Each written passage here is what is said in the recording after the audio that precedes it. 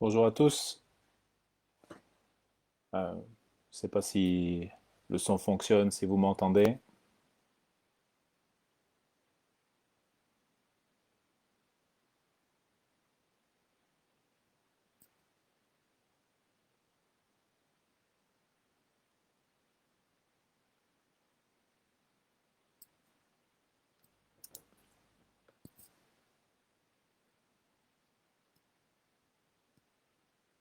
Non, il n'y a pas de son.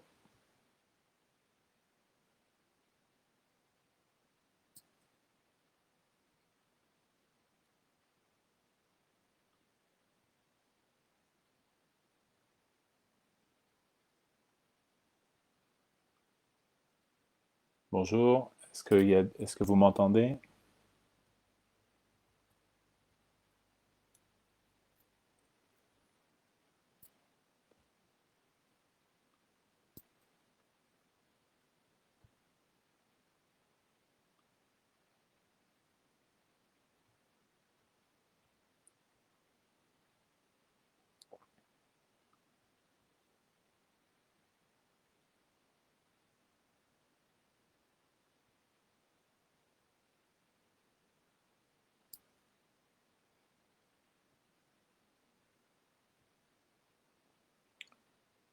C'est OK maintenant, le son fonctionne?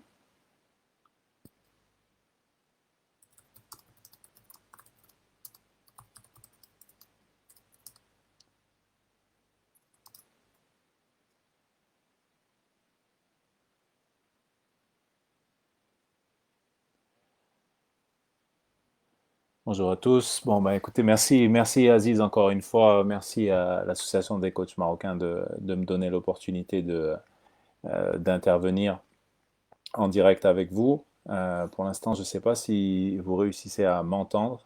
Donc, je voudrais juste avoir la confirmation que le son fonctionne avant de démarrer réellement. On va attendre quelques minutes et que j'ai cette info. Bon, ok. A priori, le son fonctionne. Donc, j'essaye de vous partager également l'image, mais ça me paraît un peu compromis de vous partager l'image. Euh, Bonjour à tous. Euh, Ok, bon, on va faire sans le diaporama. A priori, c'est pas possible de le partager ici. Ok, donc bonjour à tous. Je viens évoquer la question d'entraîner la prise de décision, la prise de décision dans l'entraînement. C'est quelque chose de très important au basket puisque en permanence, on va amener les joueurs à prendre des décisions. Donc, nous, dans le programme qu'on va avoir dans ce petit temps d'échange, mon idée, c'est de revenir sur qu'est-ce que la prise de décision, comment l'intégrer à l'entraînement, et ensuite vous proposer des situations pédagogiques dans lesquelles vous allez pouvoir voir comment nous, on essaye d'intégrer la prise de décision au cœur de l'entraînement. Alors ça m'ennuie un petit peu que vous ayez pas toutes les images. Donc quoi qu'il arrive, à la fin de l'intervention, je vous ferai passer le PowerPoint, le document que j'avais préparé, ce qui vous permettra de peut-être un petit peu mieux illustrer. Et je vais prendre ma plaquette également pour montrer les exercices que j'avais préparés, ce qui nous permettra quand même d'avoir un petit peu d'interaction. N'hésitez pas à interagir si vous avez des questions au fur et à mesure de l'intervention. J'essaierai d'y répondre soit en direct, soit à la fin, on reprendra un temps pour échanger là-dessus. Okay. Donc, la première des choses vis-à-vis de la prise de décision, c'est que pour moi, c'est une approche qui est complètement intégrée à l'approche par le jeu. C'est-à-dire qu'on va essayer d'amener les joueurs dans des situations où ils vont se poser des questions, où ils vont être les leaders de leur prise de décision et ils vont petit à petit développer leurs capacités. Donc, l'approche par le jeu, elle commence dès le plus jeune âge. Il y a plein de jeux d'enfants qui permettent de construire ensuite un joueur, on va dire, équilibré, une personne équilibrée qui va pouvoir prendre et assumer des décisions. Des jeux tout bêtes, hein, des jeux d'enfants comme le ni oui ni non qui apprennent le contrôle de soi, des jeux comme le Monopoly qui apprennent à percer les intentions des autres, les jeux d'échecs qui apprennent à mémoriser, le jeu des Lego qui développe peut-être l'intelligence émotionnelle, les capacités d'adaptation et de créativité. Et tous les gestes, toutes les interactions qui ont des gestes d'affection, des gestes de relation, qui permettent aux enfants de de gérer les émotions, gérer les manques, gérer les frustrations. Et tout ça, finalement, tous ces schémas cognitifs, ils vont plus tard, quand on entraîne les joueurs, nous aider à les amener à développer leur prise de décision en tant que basketteur.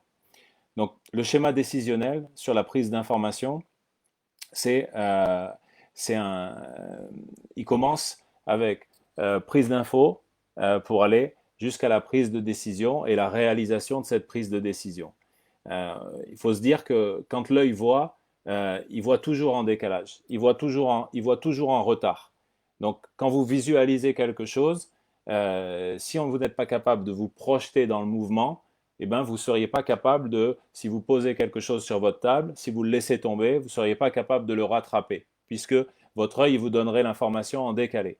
Donc tout ce travail-là d'anticipation, de schéma moteur, de trajectoire, on le comprend très bien vis-à-vis du basket, que si on comprend et qu'on réussit à anticiper les déplacements, les mouvements, eh bien ça va nous permettre de lire les situations défensives, peut-être lire des trajectoires de balles, que ce soit sur des interceptions, que ce soit sur des situations de rebond. Et donc cette prise d'information va permettre d'aller se déplacer en mouvement et presque un petit peu dans le futur, puisque l'information que l'œil prend, elle est en décalé, elle a un petit peu de retard. Donc il va falloir se projeter. Donc ça va être tout notre travail pédagogique, notre travail d'entraîneur qui doit permettre d'apprendre aux joueurs comment se projeter dans leur schéma de décision. Donc ces prises de décision, euh, elles, sont, euh, elles peuvent être difficiles à entraîner si, notamment par l'entraîneur débutant, puisque l'entraîneur débutant, peut-être par crainte, peut-être par difficulté à prendre en main le groupe ou à proposer des exercices, il va essayer d'être dans le contrôle. Donc en étant dans le contrôle, il va définir l'objectif, il va définir les solutions, il va définir les moyens d'y arriver, et puis il va rendre presque linéaire le processus. C'est-à-dire, il se passe ça sur le terrain, on a telle réponse, il faut que vous placiez vos appuis de telle manière, etc. etc. Donc cette espèce de méthode empirique pour amener les informations, eh bien, pour être dans l'apprentissage de l'activité, ça peut être une manière de procéder. Par contre, on voit que ça va très vite amener des limites, puisque si les schémas sont tous aussi lisses, ça veut dire qu'ils ne vont pas s'adapter à la situation. Donc, ce ne sera pas une adaptation situationnelle, ça sera une adaptation finalement qui sera très facile à déchiffrer, donc facile à déchiffrer pour la défense également. Et le joueur, il va être démuni de toute créativité. Et si on démunit le joueur de cette créativité, peut-être que son lien à l'activité, peut-être que le plaisir de jouer au basket, il va être moins important. Donc, à nous de nous interroger. Et pour entraîner la prise de décision, je pense qu'il faut plusieurs choses. La première chose, c'est la connaissance du jeu. Parce que plus on va connaître le jeu, plus on va être capable de définir le cadre dans lequel on veut opérer, et plus on va être capable de positionner par le questionnement. C'est-à-dire qu'on va, au lieu de se mettre dans une situation où on subit la situation, on va l'anticiper et par le questionnement, on va guider les joueurs, on va les accompagner à trouver leurs propres solutions, à trouver et à prendre des initiatives. Donc à nous de construire des situations pédagogiques qu'on va appeler des situations pédagogiques ouvertes. C'est-à-dire qu'on met en place la situation, on met en place le problème, et ensuite le joueur va devoir trouver des solutions. C'est ainsi que, par exemple, les joueurs ont pu développer des solutions sur des teardrops, sur des situations de créativité, sur des splits d'écran, pour passer entre le joueur qui step, le joueur intérieur qui step sur un pick and roll, et les défenseurs pour créer des intervalles et des situations techniques nouvelles. Et cette créativité-là, si on la bride, si on l'enferme dans des cadres, si on imagine le basket comme un savoir livresque qui est qu'un code de la route, ben, je pense qu'on se trompe et que les joueurs, ils vont pas s'approprier les situations et pas développer leurs compétences et peut-être pas tout leur potentiel. Ensuite, je pense que pour entraîner la prise de décision, il faut être capable d'individualiser et de perfectionner les feedbacks, donc les retours qu'on fait aux joueurs. Et là encore, en utilisant beaucoup la forme interrogative et en obtenant des réponses des joueurs. Et la dernière chose, c'est comprendre que la complexité des situations fait que les situations sont toujours imparfaites et ne sont jamais les mêmes. Je vais prendre un exemple pour ça. Le premier exemple que je vais citer, c'est les positions de tir qui ont été étudiées, par exemple, des meilleurs shooters comme Steph Curry, comme Ray Allen, comme ces joueurs-là en NBA. Mécaniquement, on a essayé de regarder quels étaient leurs schémas moteurs. Et on s'est rendu compte que malgré peut-être ce qu'on peut imaginer, la perfection de leur tir, on peut imaginer que c'est des images qu'on veut montrer à nos joueurs, on s'est rendu compte que mécaniquement, il n'y avait jamais un seul de leurs gestes qui reprenait les mêmes angles sur leur corps. C'est-à-dire que leurs poignets, leurs épaules, leurs coudes, leurs hanches, leurs pieds n'avaient jamais exactement le même alignement. Ce qui veut bien dire que ce qui est important pour l'apprentissage du basketteur, c'est pas la répétition du geste dans une mécanique qui se voudrait parfaite, mais c'est plutôt la prise d'information, la prise de décision et la capacité à tirer dans une multitude de situations, retrouver une espèce d'équilibre dans le déséquilibre. Donc, ces situations, elles nous amènent à nous dire que finalement, ce qui est plus important que la réalisation en elle-même, même s'il faudra revenir sur la technique dans l'apprentissage, etc., mais c'est plutôt l'intention. Et ensuite, bien, l'être humain, il est ainsi fait, il a une capacité d'adaptation, il est bien fait, et cette capacité d'adaptation, ça va lui permettre de réguler ses schémas moteurs. Par contre, si on le construit avec une obligation sur tous les paramètres, mais on se rendra compte que peut-être il va devenir petit à petit un joueur de chorégraphie, ce qu'on pourrait dire un joueur d'échauffement. Par contre, dès qu'il va se retrouver dans une situation de match où il doit lire la situation du défenseur, lire la situation de ses partenaires, être sous la pression du temps, être sur la pression du score, il va y avoir une dégradation de ses gestes et il n'arrivera plus à réaliser ses prises de tir. Okay, donc si on va un petit peu plus loin là-dedans, on va se poser la question, ben, comment intégrer la prise de décision dans l'entraînement. Pour appréhender cette complexité du jeu, d'un petit terrain, de beaucoup de joueurs en opposition, d'un chrono qui défile vite, eh bien, il faut qu'on arrive à insérer plusieurs types de commandes. Des commandes visuelles, on peut donner des repères sur des positionnements, des repères sur le placement de ses coéquipiers. On peut donner des commandes sonores en se donnant des informations, par exemple défensivement, si on donne un switch défensif, etc., qui vont entraîner un type de décision. On peut aussi fixer des repères vis-à-vis du temps, c'est-à-dire qu'est-ce qui se passe dans les premières secondes du jeu, est-ce qu'on veut accélérer le jeu, est-ce qu'on veut contrôler le jeu, est-ce qu'on autorise tel et tel type de tir sur les débuts de possession. Donc tout ça, ça va entraîner trois grands types de prise de décision. La première, on va dire qu'elle est neutre, c'est-à-dire on va avoir un joueur qui prend pas en compte les informations. On va dire ensuite qu'elle est partielle, c'est-à-dire que le joueur sélectionne une partie des informations. Et ensuite, elle est totale, c'est-à-dire que le joueur voit l'ensemble et à l'intérieur de cet ensemble, il va choisir cette fois ce qui lui semble pertinent. Okay, et bien sûr, pour le joueur de haut niveau, ce qu'on va chercher à faire, c'est à l'amener dans une situation où il va être capable de reconnaître la situation globale et ensuite de se focaliser sur un ou deux points clairement définis qui vont lui permettre de prendre sa décision. Par exemple, dans le dos d'un pick and roll, un joueur qui vient contester la descente du pivot, eh bien, l'information clé pour le meneur de jeu, ça peut être est-ce que le joueur vient arrêter le pivot dans sa descente ou est-ce qu'au contraire, il reste sur son joueur en train de défendre le shooter, ce qui fait que le pivot sera libre. Voilà, ça c'est une situation de lecture simple. l'information elle est claire. Quel est le positionnement du défenseur? Est-ce qu'il intervient pour stopper ou contraindre le pivot à changer sa course? Ou est-ce qu'au contraire, il défend le joueur qui est dans le dos de l'écran, le coéquipier qui remonte dans le dos de l'écran pour shooter? Okay. Je vous montre ça rapidement. Hein. C'est juste ici. Donc, si vous voyez un petit peu l'image, donc sur cette situation, donc une situation de prise d'écran avec un joueur qui va remonter et le pivot qui vient lui ouvrir. Okay. Donc, on est sur cette situation simple. Et la question, c'est de savoir, est-ce que le défenseur de ce joueur-là, est-ce qu'il vient intervenir ou est-ce qu'il vient reprendre? Okay. On va dire que il contrôle en défense et il passe avec. Et donc, on va se poser la question de savoir, est-ce qu'il y a une intervention ici ou est-ce qu'au contraire, il vient reprendre son joueur?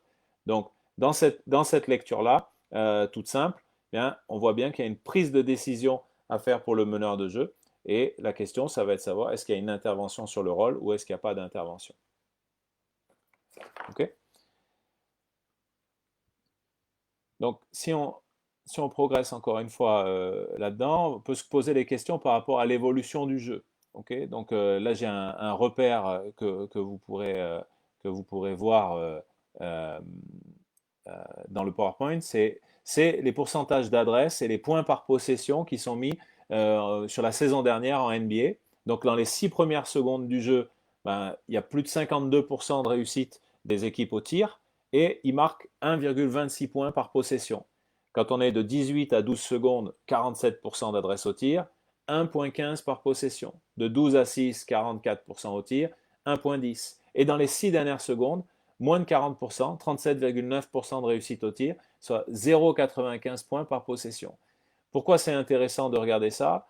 Parce qu'on se rend compte que quand il y a du temps et qu'il y a du rythme et qu'il y a une prise d'avantage et une bonne gestion des prises d'avantage dans les premières secondes du jeu, on obtient des tirs à haut pourcentage et on obtient donc une bonne rentabilité. Alors que quand on est dans les dernières secondes du jeu, s'ajoute la pression du temps, l'obligation de prendre un tir pour ne pas perdre la balle sur les 24 secondes. Et là, la conséquence, c'est que le pourcentage d'adresse diminue, la rentabilité pour l'équipe diminue.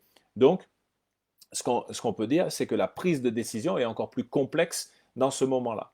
Donc, on ne pourra évidemment pas, et le but, c'est pas de ne shooter que dans les 7 premières secondes, il n'y a pas que des bons tirs dans les 7 premières secondes, mais on se rend compte que l'utilisation de la transition entre la défense et l'attaque et cette opportunité de punir les erreurs défensives, c'est quelque chose qui doit être recherché.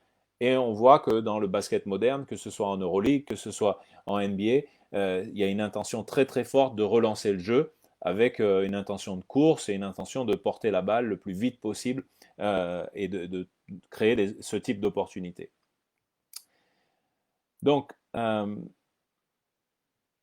comment on évalue ça? On reviendra après dans un long temps sur les exercices, mais déjà on va se poser la question sur comment on va évaluer la prise de décision.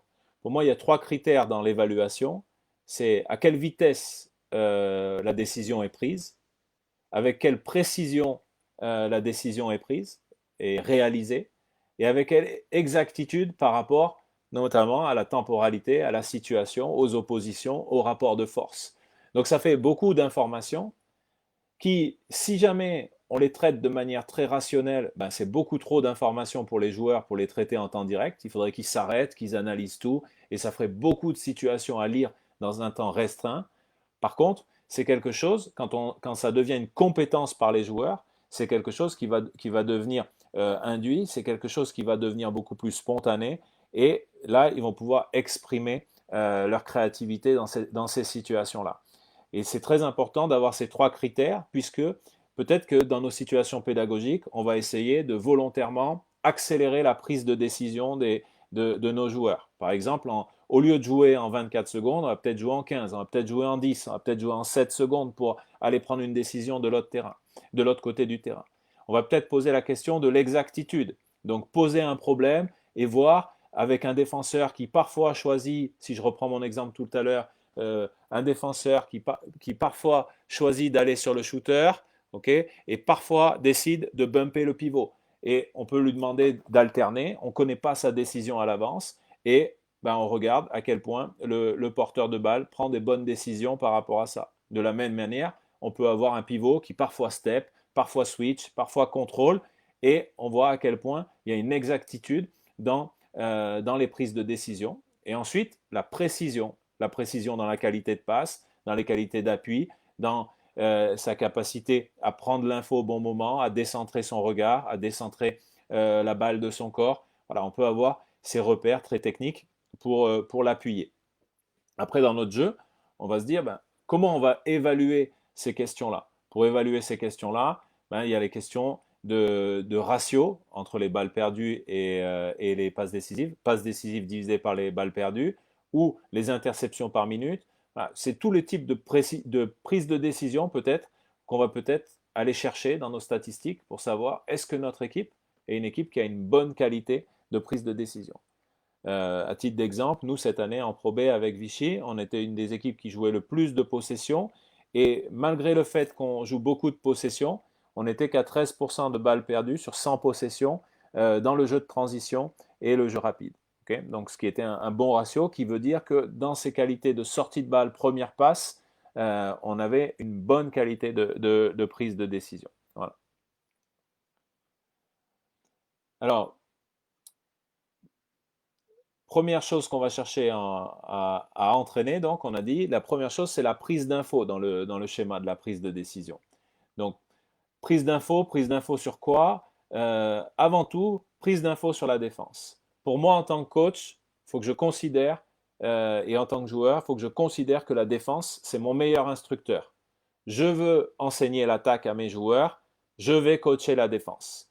Ou je vais laisser de la liberté à la défense pour qu'ils posent des problèmes différents à l'attaque. Et c'est ainsi qu'on va aller vers le perfectionnement de l'attaque. Okay? Et donc le joueur expert, il se caractérise vraiment par sa capacité à prendre des informations dynamiques. C'est-à-dire que les choses bougent et pendant ce mouvement-là, il est capable d'anticiper plusieurs mouvements de joueurs et d'isoler les mouvements clés. Okay? Et là, de prendre une décision. Alors cette vision, c'est deux choses. C'est en même temps la vision centrale, okay, la focalisation, et en même temps la vision périphérique qui va lui permettre d'élargir son champ de vision. Et les joueurs de haut niveau, encore une fois, je rappelle, cette capacité à isoler les informations clés.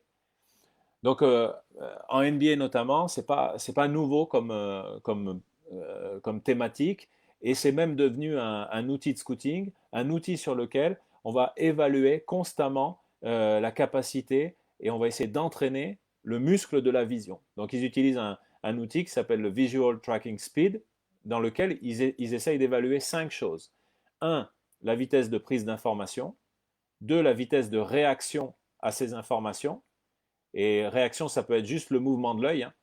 Vitesse de réaction motrice, donc quand est-ce qu'on se met en action. La réaction physique, quand est-ce qu'il y a une contraction musculaire. Et la zone de contraction musculaire. Donc, est-ce que c'est d'abord le bras, le dos, les cuisses, les quadrilles, les ischios qui se mettent en action en premier pour enchaîner la réaction. Donc, en évaluant un petit peu ce schéma entre la prise d'infos et la prise de décision et la mise en action, la mise en tension, la mise en action, eh bien, ils vont essayer ensuite d'entraîner ces caractéristiques pour améliorer la qualité de prise d'info et de prise de décision des joueurs. Déjà au niveau physique, moteur, pour être capable de les entraîner. Okay. Donc, deuxième chose qu'on va développer, c'est le muscle de la mémoire. Okay. Après avoir travaillé la vision, c'est celui de la mémoire. Quand vous entraînez, vous vous rendez bien compte que si vous recommencez tous les jours à zéro, c'est que vous perdez du temps et que vous allez perdre de la qualité entre vos entraînements et surtout que votre équipe ne va pas progresser. Donc il y a deux types de mémoire sur lesquels on essaye d'activer les joueurs. La mémoire à long terme, pour avoir des ancrages, notamment vis-à-vis des principes de jeu, vis-à-vis des systèmes de jeu, vis-à-vis de votre philosophie. Donc ça, il faut que ce soit ancré.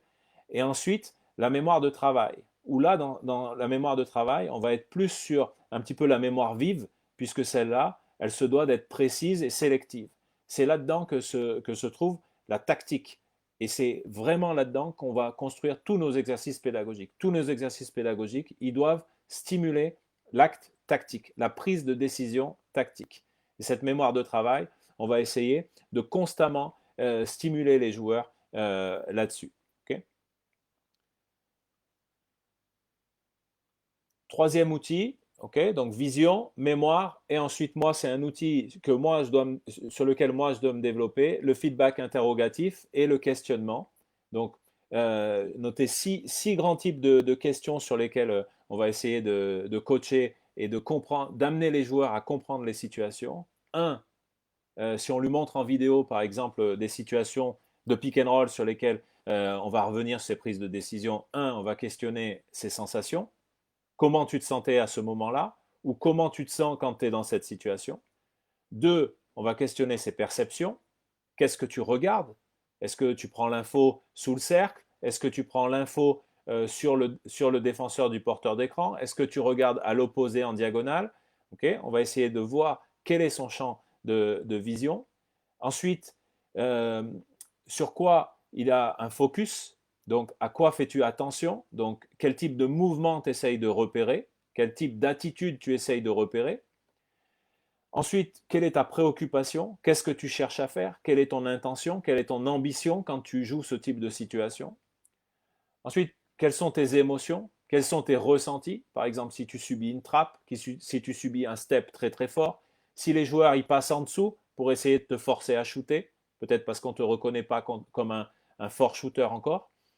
Quelles sont tes pensées? Okay. Qu'est-ce que tu penses à cet instant-là? Est-ce qu'il y a une interaction avec, notamment sociale? Est-ce qu'il y a une pression sociale vis-à-vis de qu'est-ce que pense ton coach? Qu'est-ce que pensent tes coéquipiers? L'influence que ça a dans le rapport de force avec ton adversaire? Donc tout ça, c'est des choses qu'on peut aborder pour essayer de faire progresser le joueur dans ses sensations, dans le type d'information qu'il prend et l'aider à organiser ses prises de décision. Ok? Donc, je vais revenir maintenant sur des situations pédagogiques. Donc là, on va essayer de faire ce qu'on peut là-dessus avec la plaquette. Donc, première situation, premier type de situation.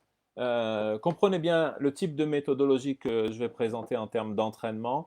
C'est d'être sur des situations où on va chercher à aller du global, donc des situations globales, c'est-à-dire avec 3, 4, 5 joueurs, plutôt avec la totalité de joueurs, 4 ou 5 joueurs, pour ensuite proposer des situations où on va déconstruire, pour ensuite proposer de nouveau des situations globales. Okay? Donc,